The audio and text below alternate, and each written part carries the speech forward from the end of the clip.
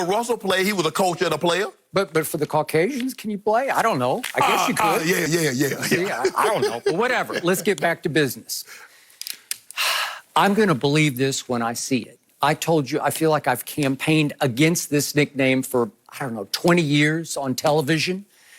And in 2014, I was just as convinced as you are at this moment that it was over and done with, because they were about to lose their trademark. Right. They were under threat, under fire. Right. If you don't change your nickname, you're going to lose your trademark, and it could be financially crippling for Daniel Snyder. Right. That's when he dug in and said never.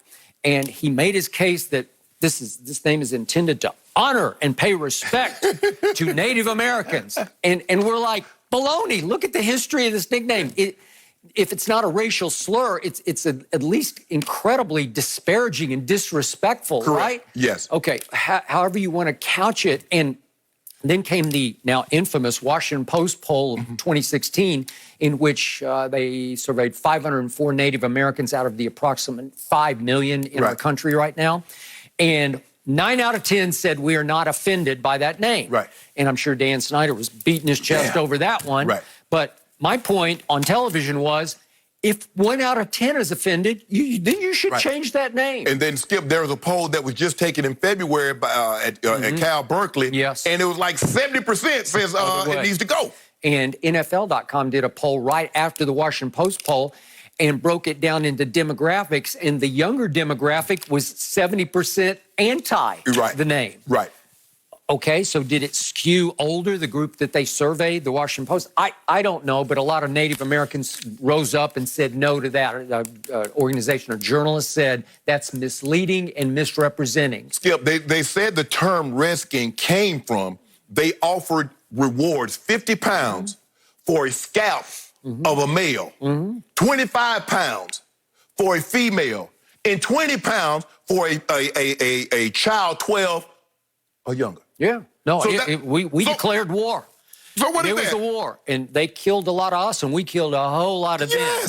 And we tortured and just imprisoned a whole lot of them because we took them and put them on reservations. Yeah, and forced them to walk the Trail of Tears. Yeah, that was 10,000 deaths on the walk from Florida, Alabama, Georgia, all the way to what was called Indian Territory. I mean, think about Oklahoma. that. How many people, Skip, gonna be able to walk from where they started? Because it's Oklahoma and Montana and part of it was in the winter, and they're just gonna die, and they did.